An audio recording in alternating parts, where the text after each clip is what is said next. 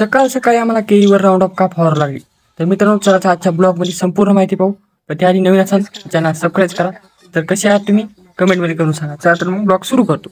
मित्रांनो सकाळ सकाळी याच्यामुळे फवारावं लागलं कारण की लगातार 3 दिवस झाले पाऊस चालू आहे. त्यामुळे बैलाला खाता येईना ना घोड्याला खाता येईना. बैलाला भूस तुलतं आणि घोड्याला गवत टाकलं होतं. पहा हे खाली दोघं गण जर्सी मानवर करण्यात आणि शेळी इकडे उभीच आहे. ती भुसात पाय देऊन उभी राहील अशी माजोळी शेळी. हे पहा इकडे आपलं तणनाशक फवारलं चालू आहे कारण की केळीत खूप तणकट झालं. ते तणकट झाल्यामुळं केळी काय ओठा नाही गेल्या. लवकरात लवकर मग आम्ही फवारणं सुरू केलं कारण की आज उघाड भेटली होती. हे पहा हे आपलं राऊंड अप आहे जे की आम्ही टाकीत आहोत आणि फवारत आहोत तणनाशक. त्यानंतर मित्रांनो माझी बारी आली. मी सण फवार लावलो पण काही सोयाबीन असल्यामुळे याच्यात फवारायला अडचण येऊ लागली. आणि काही शेतकरी म्हणतात केळीत राऊंड अप जमते का, तर हो जमते. आम्ही इथून मागं पण फवारलेले आणि केळीला काहीही धोका नसते त्याचा. राऊंड अप फवारणं चालू होतं आणि ते अत्यंत महाग संपूर्ण जाण्यासाठी बेजारी होऊ लागली. अत्यंत दमान फवारणं लागलं आलं. त्याच्यातच आमच्या 10-12 टाक्या झाल्या कारण की केळीचं रान बखल लांब आहे आमचं. ते संपूर्ण फवारता नुसता घाम येऊ लागला कारण की गरमी खूप होऊ लागली. मग कसं तरी समजा रान फवारला आम्ही.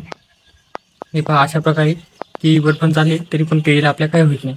तर मित्रांनो अशा प्रकारे राऊंड अप फवारलं मग आपली झाली गंडराची कटर करायला माणसं. तर हे पहा अशा प्रकारे बुगडा करणार येते जी की केळीची वेस्टेज मटेरियल आहे ते आपल्या केळीत आणून टाकले नव्या आणि त्याचं मटेरियलचा असा बुगा व्हायला जेणेकरून आपल्याला खत बी होते केळीचं. केळीचं खत एक नंबर असते. एकदा केळी लावलं तर 10-12 वर्ष ताण नसते त्या खताचा. मग खत लावलं आणि आम्ही आलो केळीचा आणि बैलाचं खाण्यापिण्यासाठी. हे पहा इकडे आपल्या केळी. हे पहा हे बैल चालवलो आणि बैल म्हणजे बांधलेला आहे केळी बांधलेली दोन्ही बांधलेले असताना पण ते नीट खाईने गेली. मग मी म्हणलं चरा यायला सोडूनच चारा. मग काय यायला बांधलं खाईच नाही गेली. मग गोऱ्याकडे आलो. मग गोऱ्याचं चारा पाणी केलं नीट निघलो वाटलं कारण की अभय लावलं पाणी टाकी की भरून घेतली. बैल चारायला गेलो. बैलांची संघ सोडली. बैल चारता चला मला केळी ते येडा करून जावं काही डुकरा इकडा खडे गिडे केळीत का. पण त्या आधी बैलांची चढू लागली. त्या मग केळीत आलो. केळीत पहा आपल्या काठ कानं कोपरे समजे एकसारख्या केळीत एक नंबर माल यावर्षी.